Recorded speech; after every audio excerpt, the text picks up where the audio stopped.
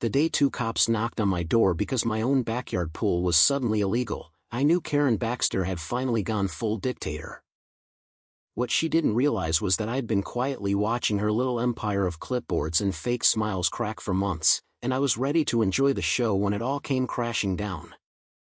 Willow Creek Estates looked like the American dream on the surface, neat rows of stucco houses, palm trees, kids on scooters. The whole postcard package just outside Phoenix. But step inside and the air got thick with rules. Lawn height police. Mailbox color enforcers. And at the very top of that food chain sat Karen Baxter, HOA president. Perpetual pastel polo shirts. Hair sprayed into submission. And a voice that could make good morning sound like a threat. I'm Derek Nolan. 6 months earlier I'd moved back into my grandfather's old place after burning out in corporate Houston. The neighbors didn't roll out the welcome wagon. Instead, the gossip mill started immediately. Thanks to Karen's casual comments at block parties, some people just aren't team players. Certain residents refuse to participate in community spirit. Before long I was the neighborhood villain, the antisocial guy who hates kids and keeps to himself. I heard the whispers at the mailbox. Saw the way conversations died when I walked up. I could have clapped back. Posted receipts. Defended myself online. But I didn't. I smiled. Nodded. And watched. Because I knew something they didn't, the real fight hadn't even started yet. The pool in my backyard was the heart of it all. Grandpa built it in 1972 with his own hands, wheelbarrow after wheelbarrow of concrete under that brutal Arizona sun. Every sky blue tile was laid one by one. It wasn't some developer amenity. It was blood, sweat, and family.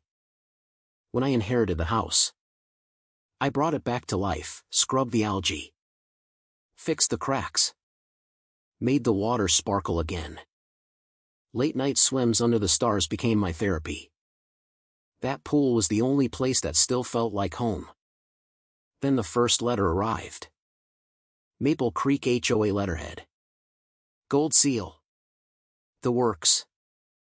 It has come to our attention that the community pool located at your property is being restricted from resident use.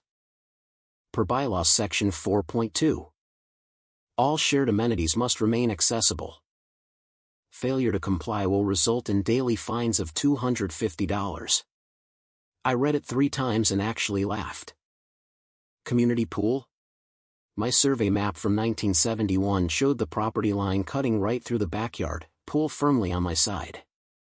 The subdivision didn't even exist until the late 90s. I filed the letter away and kept swimming.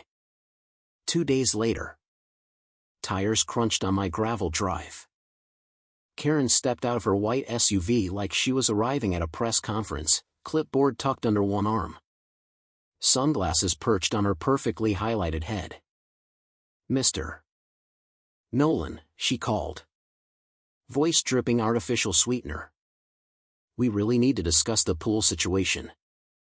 The residents are concerned. The children deserve access to safe recreational facilities this summer. I set down the skimmer and walked over. It's not a community pool. Karen. My grandfather built it in '72. Private. Always has been. She gave that tight little laugh that wasn't amused at all. Oh. I'm afraid our records tell a different story. The plat maps clearly include this parcel within HOA boundaries. We've been collecting maintenance fees from every homeowner for years. It's only fair that everyone benefits. Fair? I tilted my head. You've been charging people for a pool you don't own and never maintained? Her smile sharpened. We're all in this together. Derek. Sometimes we have to make small sacrifices for the greater harmony of the community. If you continue to resist, the board will have no choice but to escalate. I looked her dead in the eye. Escalate away. But next time bring actual proof instead of fairy tales. She spun on her heel, heels clicking furiously back to her car. The war was officially on. The orange violation notices started appearing like weeds on my gate. $250 a day. Then $500. Unauthorized restriction of community asset. Aesthetic violation, fence obstructing visual harmony. One genius notice even cited failure to maintain community pool to HOA standards even though they'd never touched it. Then came the masterpiece. Saturday morning. 3 sharp knocks that rattled the old wooden door. I opened it to 2 Phoenix PD officers standing on my porch. Cruisers idling at the curb. And right behind them, Karen Baxter. Arms crossed. Lips curled in that smug, victorious smile she practiced in the mirror. Mr. Nolan, the lead officer said. We've received a complaint from the Willow Creek HOA alleging you're unlawfully denying residents access to a community pool on your property. I almost laughed in their faces. Instead, I glanced at Karen. Officers. That pool is private. Built by my grandfather in 1972, long before this neighborhood existed. I've got the deed. The survey. Everything. Karen immediately jumped in. Voice rising an octave. That's simply not true. Our maps show it falls under HOA jurisdiction. Residents pay fees for its upkeep. He's depriving children of a safe place to swim. The second officer raised an eyebrow. Ma'am, do you have any legal documentation proving HOA ownership? Karen's confidence flickered for half a second. Historical use. Community precedent. We've been managing it for years. I stepped aside. You're welcome to walk the property line yourselves. Officers. See if this looks like a public facility or somebody's backyard. They followed me around the side. The pool sat there peaceful and perfect, old pecan trees shading the deck. Wooden fence enclosing it completely. No public entrance. No signage. Just my grandfather's handiwork sparkling under the Arizona sun. One cop whistled. Doesn't look very community to me. Karen's face went from smug to furious. Cheeks flushing bright red. Appearances can be deceiving. The bylaws give us authority regardless. The lead officer cut her off. Unless you can produce actual ownership documents. This is a civil matter. I suggest you stop calling us for private property disputes. He turned to me. We'll note this is resolved on our end. Sir. Have a good day. As the cruisers pulled away, Karen stood frozen on the sidewalk. Mouth opening and closing like a landed fish. The mask slipped completely. For the first time. She looked small.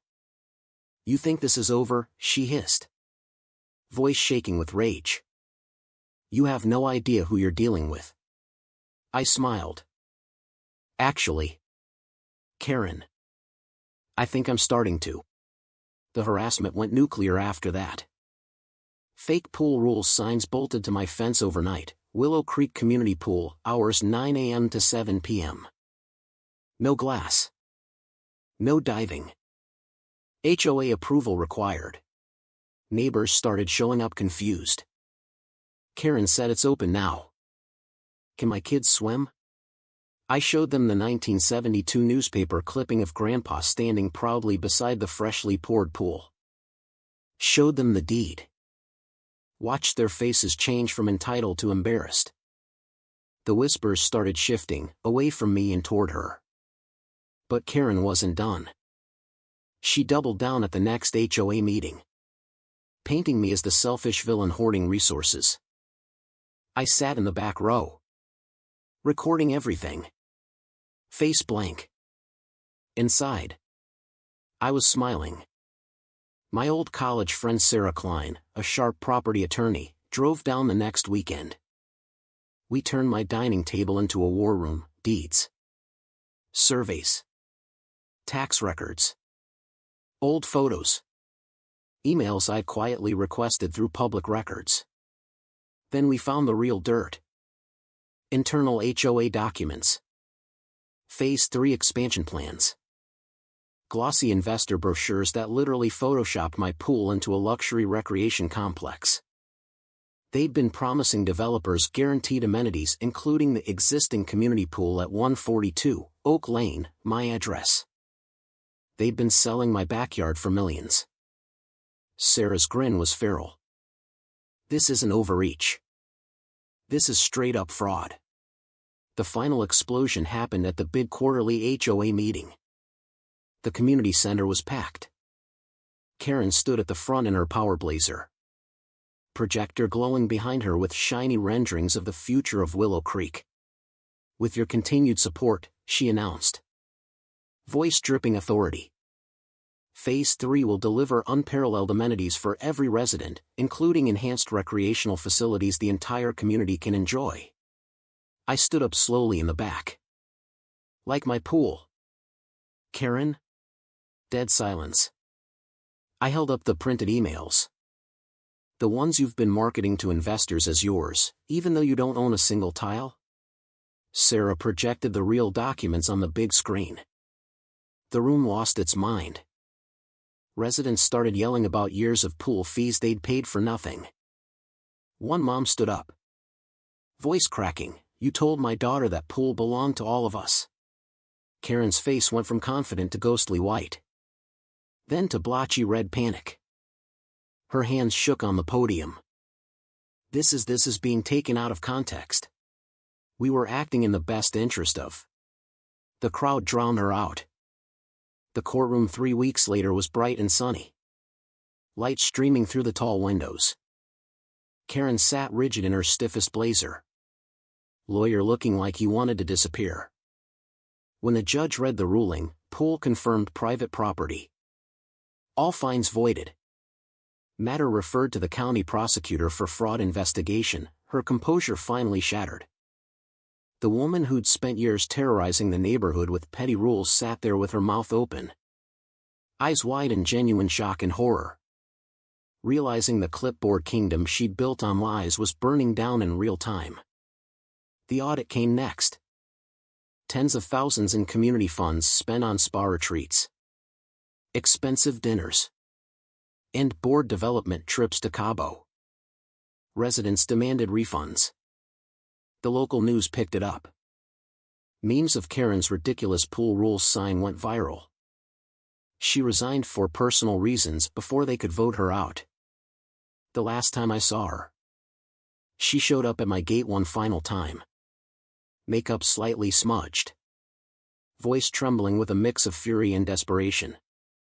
You ruined everything, she spat.